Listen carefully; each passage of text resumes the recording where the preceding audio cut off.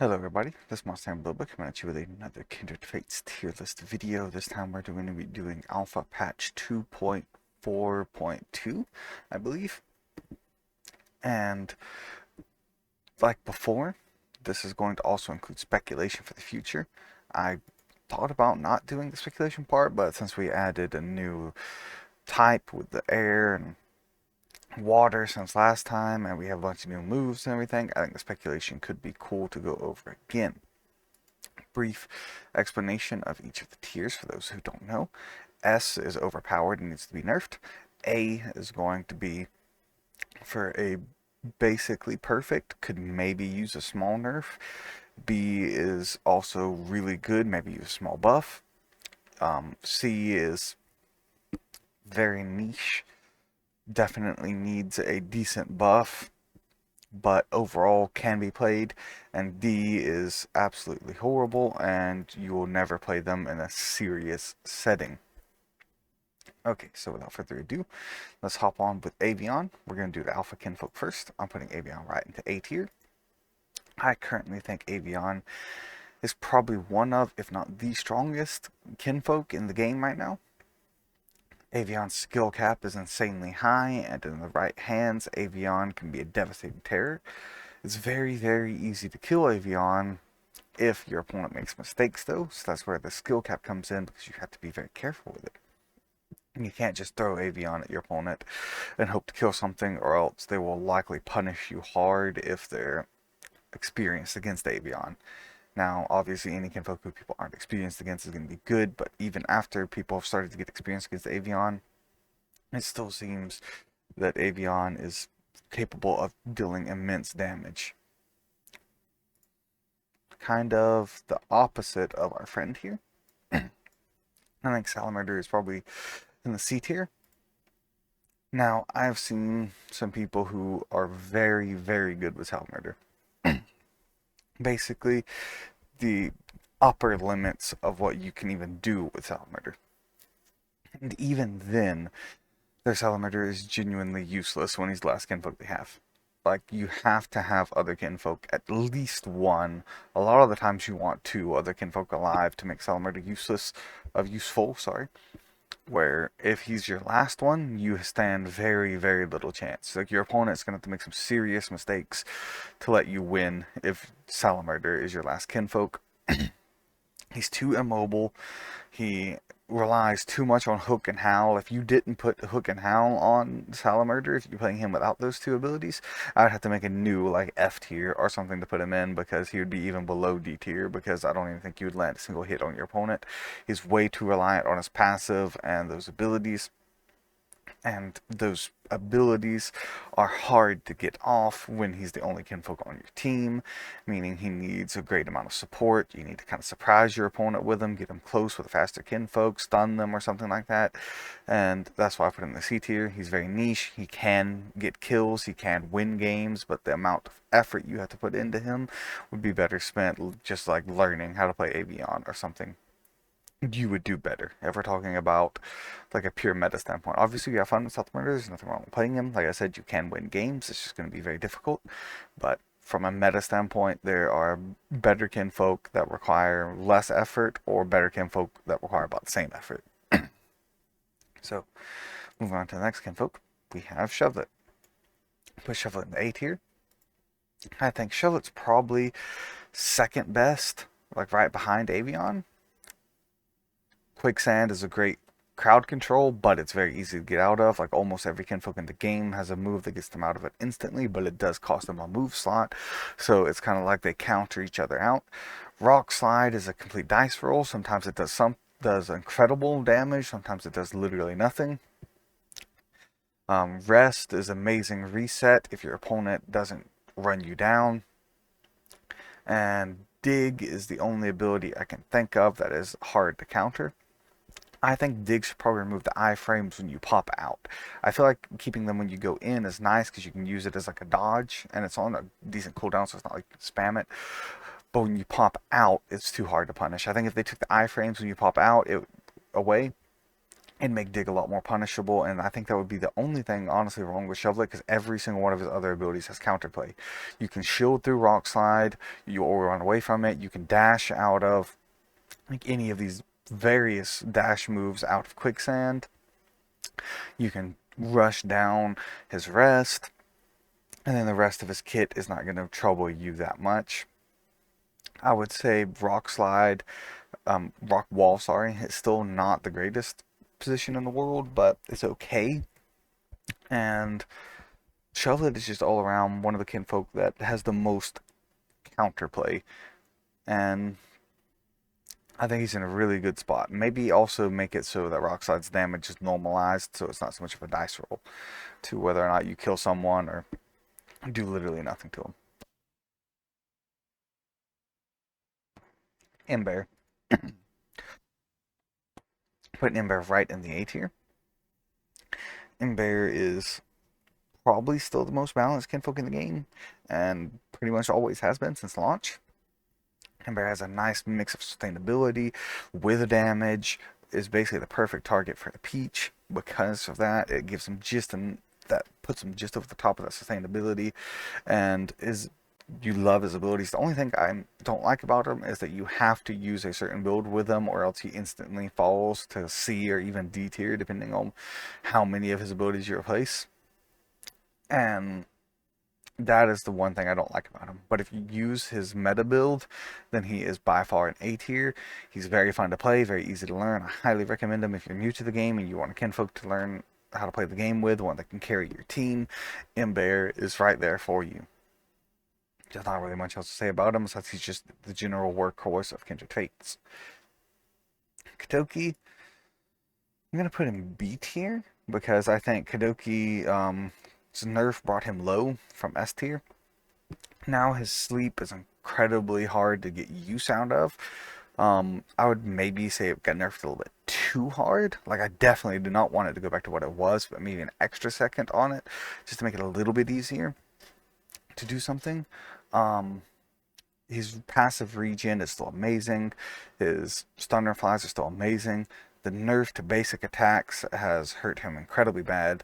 And then his twister is basically his only source of damage after the nerf to basic attacks, because those basic attacks do almost nothing to people.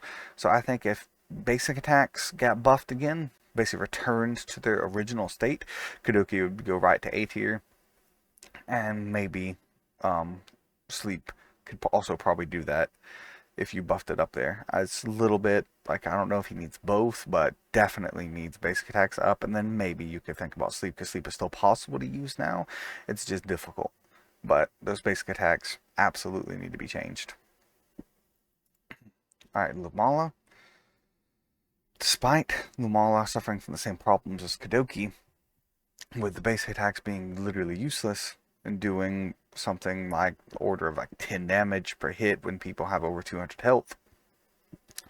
Lumala has amazing maneuverability, but it's just basic. Her basic stats are fast.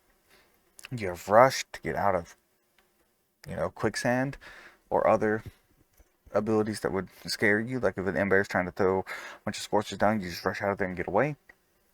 Righteous Light does decent damage. Angelic Ray is an amazing sustainability tool.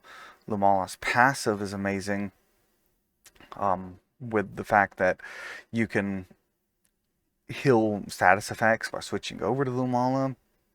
Reflect makes Lumala an amazing tank. Homing shot's alright for damage. Like, everything Lumala has besides Lumala's buff is great. You love to see basically everything Lumala got going for him, and really deserves a spot in A tier. I would probably move Lumala above Ember, actually.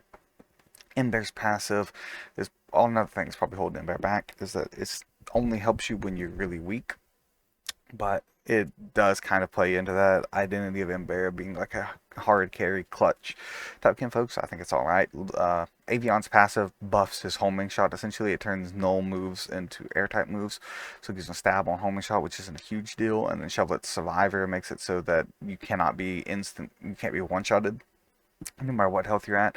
So if you're like 1 health and switch to Lumala, then switch back to Shovelet, then you won't get killed, which can be amazingly useful, but is very situational. And because of that, I think that's why I think they're both A tier. All these people in A tier have good passives, but not completely broken.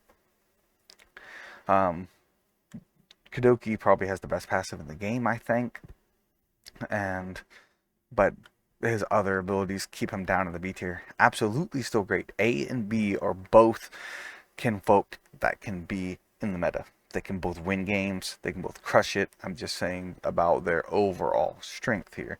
When you get into C and D or even S, and then we start talking about rebalancing. Alright, so Mechid.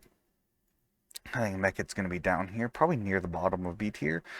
Mechid has some good damage, has good reflect, good survivability, good maneuverability with stuff like rush, but the passive is literally useless. It just ignores your opponent's buffs they have on, and almost no one besides Avion even uses buffs. And its Iron Fist is still very janky.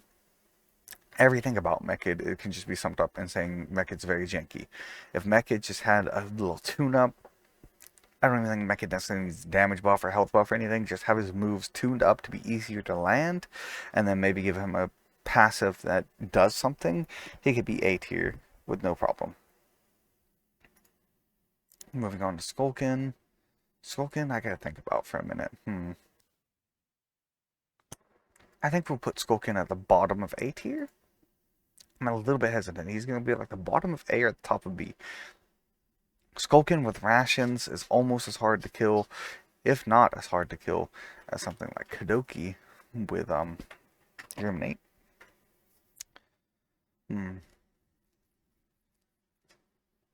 Well, 1 point against Skulkin would be passive isn't that great. Yeah, Skulkin's passive only lowers your opponent's physical attack by 1 stage for 30 seconds, which is not a huge deal. Like it lowered the defense instead. I would say it's a much better passive. Skulkin's homing shot is wonderful for taking out opponents like Avion or stuff. You can debuff people. You can hit them with Caustic Cloud. Hitting your opponent with something like Wither as well, if you can actually get it to work, it's very nice. Teleport provides unrivaled maneuverability combined with rations, like I said. Makes Skulkin one of the most sustainable kinfolk in the game if you're on a good map for it. So yeah, overall, Skulkin has some weaknesses, but I think the strengths outweigh the weaknesses enough to put him in very low A tier. And then for Slifer, put him in like mid B tier, I think. The debuffs are great on Slifer. The ability to take your opponent's item is great on Slifer. And the maneuverability is great on Slifer. But Slifer severely lacks damage options. Like you have to melee people, and melee is still kind of janky. So I think if melee is made a little bit less wonk, and probably whenever they add the lock-on back to the game, I'm guessing melee will probably improve. I think Slifer could also improve to an A tier, but right now Slifer is just a little bit down on A tier, but it's just a little bit shy.